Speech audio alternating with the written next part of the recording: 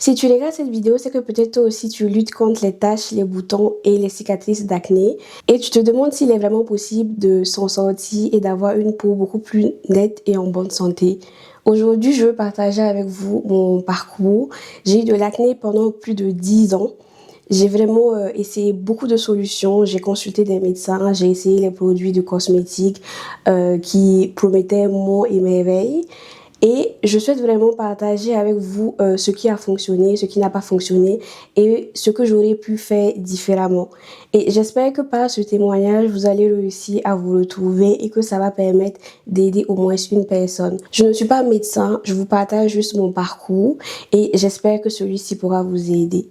Il ne faut pas oublier que chaque peau est différente. Moi, personnellement, j'ai la peau qui est très grasse et acnéique. Avant de parler de tout ce qui est traitement que j'ai fait, je veux vraiment parler de mon état psychologique. Moi, j'ai eu de l'acné très jeune. Dès l'adolescence, j'ai commencé à avoir des boutons et vraiment, c'était extrêmement difficile. À l'adolescence, vous savez, on est jeune, on apprend à se faire belle, on apprend à se découvrir. Et le fait d'avoir des boutons, des taches, la peau qui est irrégulière, ça me pesait vraiment mentalement. J'avais l'impression de pas être jolie, j'avais l'impression que ça gâtait mon visage, j'avais l'impression que tout le monde regardait mes boutons, même si c'était pas le cas, mais dès que tu me regardais, j'avais l'impression que on voyait que mes boutons. Surtout que moi j'ai eu des boutons surtout au niveau du nez. Du coup, le nez, c'est quand même la partie la plus visible du visage, vu que c'est la partie qui ressort le plus et je me sentais vraiment mal. J'ai l'impression que c'était tellement visible qu'on ne voyait que ça, qu'il y a des moments où je ne voulais même pas sortir dehors quand j'avais trop de boutons.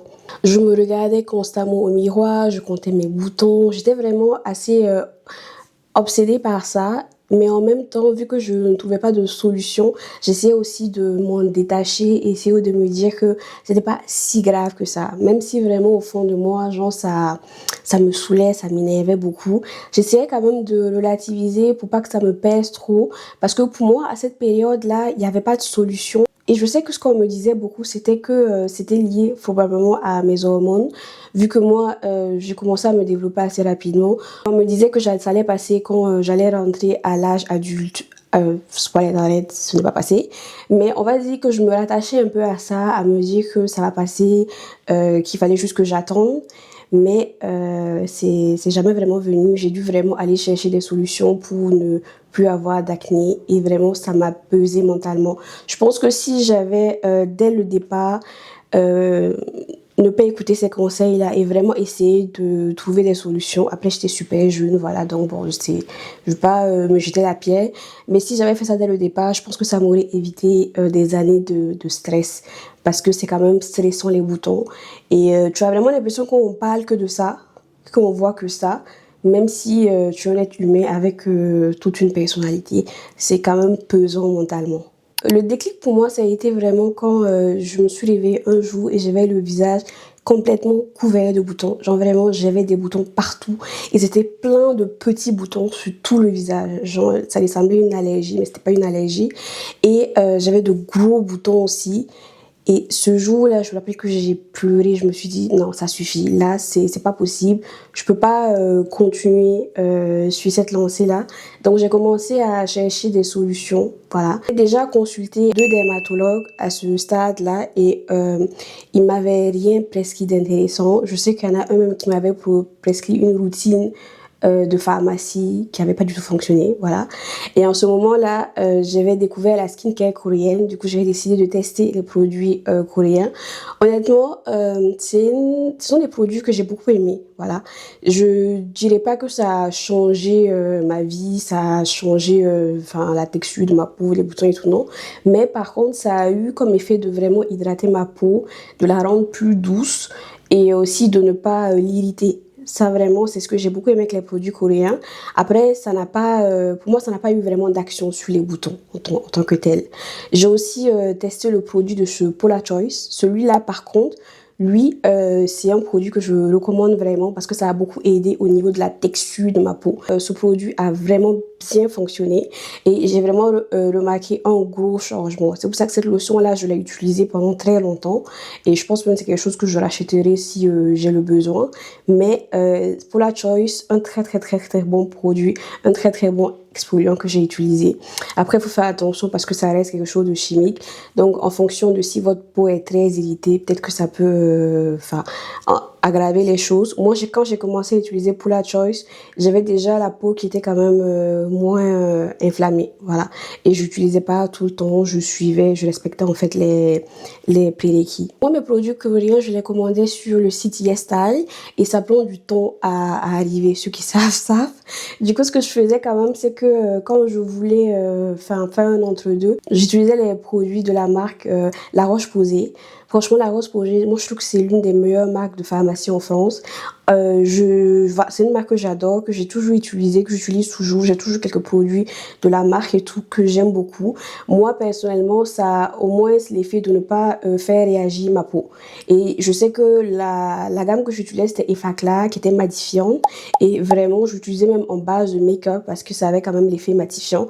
Donc, ces produits-là, moi, je les recommande à quelqu'un qui a la peau grasse. Si vous avez un autre type de peau, je pense pas que ce soit adapté, mais peut-être une autre gamme de la marque. Mais la Roche-Posay, c'est quand même quelque chose qui est très connu et qui est recommandé même par les dermatos. J'ai eu des dermatos qui m'ont recommandé la Roche-Posay, donc je pense que c'est une marque qui est quand même fiable. Personnellement, je pense que quand vous avez de l'acné, il faut faire beaucoup attention aux produits que vous utilisez. Faut pas mettre tout et n'importe quoi, faut pas tout mélanger. Faut faire aussi attention aux actifs, surtout quand vous connaissez pas les actifs. Moi, je sais que je me méfiais quand même des actifs parce que vous savez, vous pouvez, si vous mélangez 2-3 actifs ensemble qui normalement ne vont pas ensemble, vous allez plus irriter votre peau que autre chose et quand elle va être irritée, ça va générer encore d'autres boutons. Donc moi personnellement, j'essayais vraiment de limiter les actifs, d'utiliser que les actifs qui étaient recommandés pour mon type de peau, notamment l'acide hyaluronique pour l'hydratation, la niacinamide pour matifier le teint. La niacinamide, moi j'ai beaucoup aimé cet actif-là. C'est quelque chose que je continue aussi à utiliser dans ma routine, notamment pour tout ce qui est pores. Je trouve que vraiment c'est quelque chose qui fonctionne bien et pour tout ce qui est aussi peau grasse. Dans mon parcours de soins, c'est vraiment ces trois types de produits, j'ai envie de dire, qui m'ont vraiment aidé. Les produits coréens, les produits de la marque La Roche-Posay et les produits pour la Choice. Après, j'ai testé aussi énormément de produits, je vais pas mentir, j'en ai testé mais vraiment beaucoup. Chaque mois, j'avais un budget produit et du coup, je faisais des gammes que je faisais au moins 3 mois d'utilisation, souvent même 6 mois avant de passer à un autre produit pour vraiment tester au maximum le produit et être sûr de son efficacité ou si ça ne fonctionne pas. Parce que les produits aussi, c'est ça le problème, c'est qu'il faut les tester sur le long terme. Vous pouvez pas juste utiliser un produit pendant 2 semaines et dire que ça fonctionne pas et changer. Il y a vraiment des produits, il va falloir prendre du temps et des efforts parce que ça te prend aussi du temps d'appliquer. Faut pas oublier tous les soirs vous faites sa skincare et tout. Donc faut vraiment laisser le temps faire pour que ça fonctionne. Et les produits pour moi tout ce qui est produits cosmétiques, ce sont des produits qui fonctionnent vraiment dans le temps. Peut-être que vous pouvez avoir la chance, vous allez utiliser un produit qui va fonctionner directement, mais c'est quand même rare. La majorité des cas, faut vraiment prendre le temps et laisser au moins 1 mois, 2 mois, 3 mois avant de voir une amélioration. La skincare coréenne, vraiment, c'est quelque chose que je recommande vraiment. Après, il faut vraiment prendre le temps de trouver les produits qui sont adaptés, de lire la description des produits et de voir ce qui vous correspond. Si vous avez des doutes, essayez de demander à des professionnels et même à votre dermato si vous en avez un. J'ai aussi fait des soins en institut. Les soins en institut, vraiment, ça c'était un game changer. J'ai fait mes soins en institut, j'ai fait principalement le micro-needling. Le micro-needling, franchement, c'est un soin qui a beaucoup aidé au niveau de la texture de la peau et au niveau de l'hydratation de ma peau. Moi, je l'ai fait en institut, je l'ai fait chez Pale of Skin. Et franchement, j'ai beaucoup aimé ce soin-là. Je pense que c'est un soin même que je pourrais refaire. J'ai fait 2 ou 3 séances, je sais plus exactement. Et j'ai aussi fait d'autres soins qu'elle m'avait recommandés pendant la séance. Et franchement, ça s'est super bien passé. C'est pas douloureux. Je sais que les gens ont peur parce qu'il y a des aiguilles, mais honnêtement, c'est pas douloureux. Moi, j'ai pas eu mal.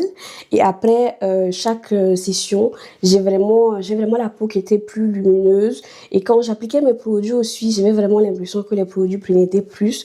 Franchement, j'ai beaucoup aimé. J'ai pas fait beaucoup de séances. Pourquoi? Parce que je devais arrêter, parce que je devais commencer un autre traitement médical oral avec mon dermato.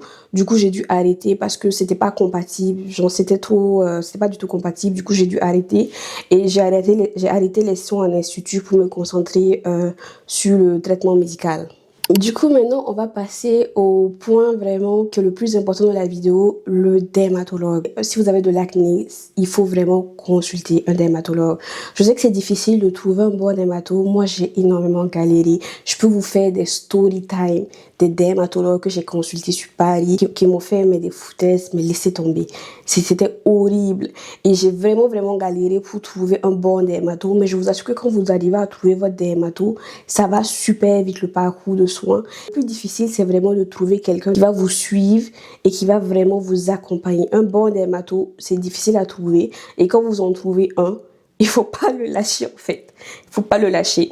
Surtout que moi, souvent j'ai pas de boutons, souvent j'en avais beaucoup, souvent j'en avais beaucoup moins.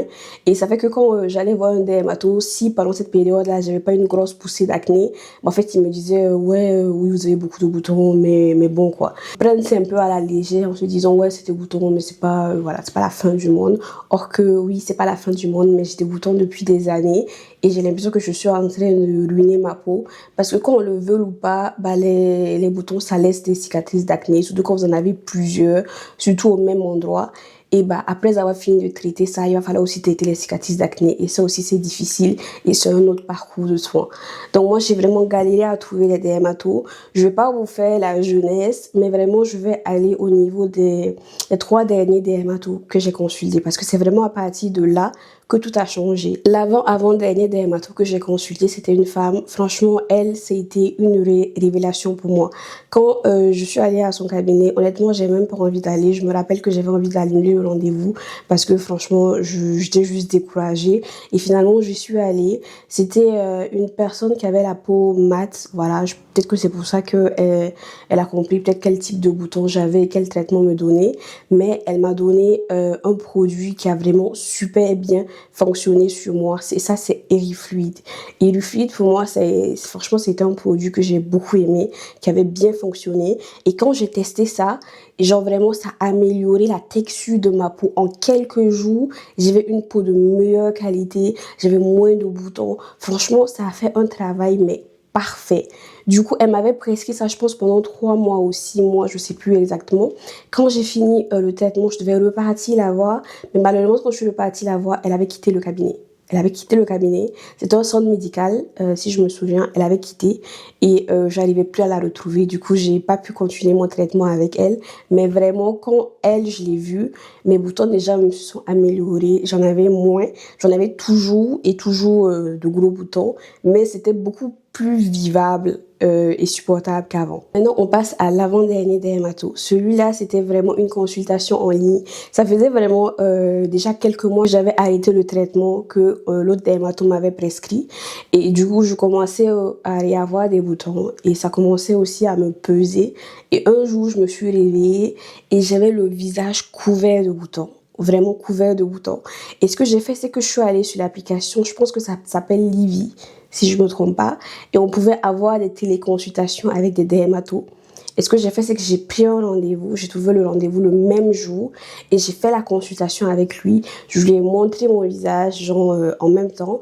Et il m'a dit, je me rappelle qu'il m'a dit, waouh, genre il était choqué et tout parce que vraiment j'avais des boutons partout. Et il m'a posé plein de questions, il m'a donné un traitement, il m'a dit, vous faites ça pendant 3 mois. Et en fait, pendant ce temps-là, il faut que vous cherchiez un dermato que vous allez consulter en présentiel. Parce que lui, je pense qu'il n'était pas en Île-de-France, du coup, je peux pas le voir. Donc il m'a dit, je vous donne ça, mais vous devez aller voir un dermato en présentiel parce que vous allez devoir faire un traitement qui va être beaucoup plus lourd et ça il faut être suivi.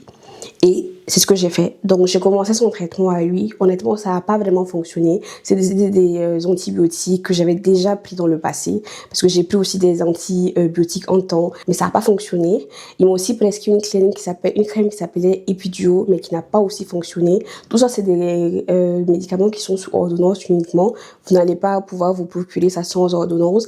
Je ne vous recommande pas d'essayer de vous procurer ça sans ordonnance. Il faut que vous consultiez un médecin, mais c'est plutôt des références que je vous donne. Peut-être que si vous consultez un médecin, demandez-lui et ce produit-là, est-ce que ça peut être adapté pour moi? Mais vraiment, voyez un médecin. Pour moi, c'était la médecine, pour moi, c'était la solution. Voilà, c'était la solution magique. Bon, pas magique parce que ça a pris du temps, mais pour moi, ça a été vraiment la solution. Il m'a dit une phrase, il m'a dit, vous avez la peau noire, essayez de voir un dermato qui est spécialisé pour les peaux noires et métisses. Et c'est ce que j'ai fait. J'ai trouvé un dermato qui était spécialisé pour les peaux noires et métisses et vraiment, ça a changé toute ma vie parce que vraiment, lui, il a compris immédiatement ce que j'avais. Il a vu que c'était sérieux. Et avec lui, on avait commencé un parcours de soins pendant 9 mois environ. On a testé différents antibiotiques, des crèmes et du fluide encore qu'on a rajouté. Ça n'a pas fonctionné. J'avais toujours des boutons. Voilà, j'avais toujours des boutons. Et du coup, on est passé sous Roaccutane. Donc moi, j'ai fait Roaccutane pendant une année environ. Je suis allée jusqu'à 50 mg. C'est assez élevé. Je pense que c'est le maximum, je suis pas sûre. Mais du coup, c'était quand même très difficile. Mais moi, Roaccutane, le premier mois sur Roaccutane, j'avais plus aucun bouton. Voilà, j'avais plus aucun bouton. J'ai continué le traitement voilà, pour être sûre, mais j'avais vraiment plus de boutons. Moi Roaccutane, ça a fonctionné super rapidement. Après, j'ai commencé sur 50 mg. Du coup, j'ai commencé quand même fort directement. Mais avant ça, j'étais déjà sur antibiotiques pendant 9 mois. Donc, je pense que la transition a été faite comme ça. Après, Roaccutane, c'est un traitement qui est très lourd. Je voulais faire une vidéo en entier sur Roaccutane, sur tous les effets secondaires que j'ai eus. Vraiment, j'en ai eu beaucoup. Mais après, moi, j'étais dans une période dans ma vie où, franchement, les boutons, ça m'affectait énormément. Genre, limite, j'étais déprimée à cause de ça. J'arrivais plus à... Les jours, je voulais même pas me regarder au miroir. Vous voyez, quand je suis dans la salle de bain, que je me brosse et je trouve un miroir en face de moi, je voulais même pas me regarder en me brossant. Voilà, je voulais même pas me regarder ou j'éteignais la lumière et tout pour pas voir en fait les boutons.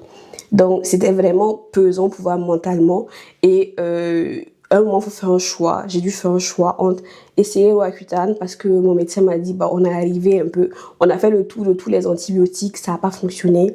Il reste que ça à tester, donc on peut tester ça ou on le fait pas. Moi, personnellement, j'ai décidé de le faire. J'ai pris vraiment le temps de voir tous les effets secondaires de Roaccutane parce que c'est pas un médicament à prendre à la légère. C'est pas une solution magique. Il y a vraiment beaucoup d'effets secondaires. Moi, j'ai eu la chance, j'en ai eu, mais je pense que aussi le fait de plus avoir de boutons me procurait tellement de joie que ça atteignait aussi certains effets secondaires où je ne les voyais plus parce que je vivais un peu ma best life, vous voyez ce que je veux dire. Mais en y repensant, genre c'était quand même très difficile. Même sur les humeurs, ça joue. Aussi, moi j'ai dû commencer la pilule pour être sous Roaccutane parce qu'il faut un moyen de contraception. Donc j'ai dû commencer la pilule et jusqu'à présent j'ai pas arrêté parce que j'ai peur d'arrêter et que ça chamboule mes hormones. Donc c'est vraiment pas quelque chose à prendre à la légère. Mais moi personnellement c'est ce qui a clôturé mon chapitre boutons. Et après Roaccutane aussi, faut pas penser que c'est une solution magique parce que quand vous finissez Roaccutane, il faut aussi prendre extrêmement soin de sa peau. Il faut faire attention à ce qu'on met sur sa peau. Il faut éviter quand même les produits qui sont assez forts parce que après Roaccutane, votre peau peut être plus fragilisée parce que c'est un traitement qui est très dur. Moi, j'avais la peau très sensible sur Roaccutane, très fine aussi. Donc, je faisais très attention. Littéralement, je mettais des trucs de bébé sur ma peau. Genre, j'hydratais super bien ma peau. Mais à part l'hydratation, je faisais rien d'autre. Vraiment pour protéger ma peau au maximum. Et même là, après Roaccutane, je fais toujours très attention à ce que je mets sur ma peau. J'évite de mettre au maximum, j'évite les actifs. Voilà, je vais vraiment vers l'essentiel, les trucs qui sont hydratants, mais j'évite vraiment de mettre des actifs, en tout cas surtout mon visage, où je fais vraiment des traitements qui sont ciblés ou des trucs qui sont vraiment pour l'hydratation. Mais je trie vraiment ce que j'utilise. J'utilise pas tout et n'importe quoi et je sélectionne vraiment les marques parce que l'objectif, c'est de quand même de ne plus le faire Roaccutane parce que c'est quelque chose qui est très très dur. En sachant que Roaccutane, vous pouvez pas tomber enceinte sur Roaccutane et vous devez aussi attendre quelques mois avant de pouvoir tomber enceinte. Donc c'est quand même quelque chose qui est très très lourd. Donc à prendre vraiment au sérieux et à vraiment réfléchir plusieurs fois avant de considérer ce traitement-là. Moi, c'est ce qui a fonctionné pour moi et ça a clôturé ce chapitre-là. Mais dans tout ce chapitre-là, il y a quand même plein d'étapes qui m'ont aidé. Par exemple, la skincare coréenne, ça m'a aidé à avoir une peau qui est plus hydratée. Pour la Choice, certains actifs, la niacinamide qui m'a aussi aidé pour la peau grasse. C'est un ensemble de plusieurs éléments qui m'ont vraiment aidé. Et honnêtement, je suis vraiment contente d'avoir pu arriver à ce stade-là où je peux sortir sans make-up, où je peux sortir comme ça, genre au réveil, juste me lave la tête, je sors et je me sens pas mal, je me demande pas si on regarde pas mes boutons. Alors ça m'arrive quelquefois d'avoir des petits boutons par-ci, par-là, mais vraiment c'est extrêmement rare. Même quand je suis dans mon cycle mensuel, j'ai pas vraiment de boutons. Donc vraiment, je le vis et ça fait du bien. Après moi, malheureusement, j'ai des cicatrices d'acné qui sont restées. Par exemple, au niveau du menton et du nez, c'est les zones où j'ai eu le plus de boutons. Et aussi, j'ai aussi les pores dilatés au niveau des joues. Après, franchement, je vais pas chipoter autant. Autant, je le viens tellement de loin que je me dis que tout ça, voilà, c'est une peau qui est naturelle. On peut pas avoir une peau super lisse en mode face up. Et c'est pas vraiment ce que moi je cherche. Genre, je cherchais juste à ne plus avoir de boutons. Et c'est ce que j'ai obtenu. Et vraiment, ça me satisfait beaucoup, énormément. Énormément, je suis super contente. Et du coup, là, je me dis progressivement dans le temps, je vais traiter mes cicatrices d'acné et voir si je peux les réduire. Je sais que ça va être compliqué de les faire disparaître parce que j'en ai beaucoup. Mais je me dis les réduire aussi l'apparence des pores.